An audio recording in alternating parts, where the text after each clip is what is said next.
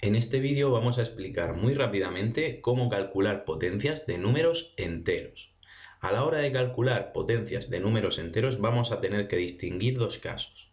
Distinguiremos si la base de la potencia es un número positivo, como en esta potencia de aquí, o si por el contrario la base de la potencia es un número negativo, como en esta potencia de aquí. Si la base de la potencia es un número positivo, como en el primer caso, el resultado siempre será un número positivo. Vamos a ver el ejemplo. Para calcular más 2 elevado a 3, como sabemos, esto se calcula multiplicando el número más 2 consigo mismo tantas veces como nos indica el exponente, es decir, 3 veces. Ahora bien, una multiplicación de números positivos, más por más da más, por más es más. Y si ahora multiplicamos el valor de los números, 2 por 2, 4, por 2 es 8. Este resultado es 8. ¿Hace falta calcular todo el producto cada vez que calculemos una potencia? No. Si conocemos la regla, podemos calcular el resultado directamente. Por ejemplo, para calcular más 3 elevado a 4, simplemente aplicando la regla sabemos que una potencia de un número positivo siempre da positivo. Y ahora el valor de esa potencia equivale a la base elevada al exponente 3 elevado a 4, que da 81. Por tanto, esta potencia directamente es 81. Bien, vamos a ver ahora el caso en el que la base sea un número negativo. En este caso tenemos que distinguir dos situaciones. Cuando el exponente sea un número par y cuando el exponente sea un número impar. Si el exponente es un número par, una potencia de base negativa siempre dará como resultado un número positivo. Vamos a verlo con este ejemplo. Por ejemplo, menos 2 elevado a 2. Esta potencia tiene su base negativa y un exponente par. Si la calculamos, vemos que se calcularía multiplicando la base por sí misma tantas veces como indique el exponente, es decir, menos 2 por menos 2. Y ahora bien, ¿qué ocurre en esta situación? Que estamos multiplicando dos números negativos y como sabemos ese resultado siempre es positivo. Y luego 2 por 2, 4. Por lo tanto, este resultado es 4. Nuevamente, no hace falta poner el producto completamente cada vez que calculemos la potencia. Si, por ejemplo, queremos calcular menos 3 elevado a 4, conociendo la regla se puede hacer directamente. Sabemos que un número negativo elevado a una potencia par va a tener como resultado un número positivo.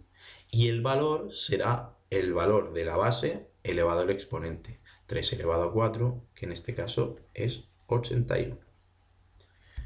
¿Qué ocurre cuando el exponente de la potencia negativa es impar? Pues bien, en este caso el resultado siempre será negativo. Vamos a verlo con otro par de ejemplos. Menos 2 elevado a 3. Como sabemos, esto se calcula multiplicando menos 2 por menos 2 por menos 2.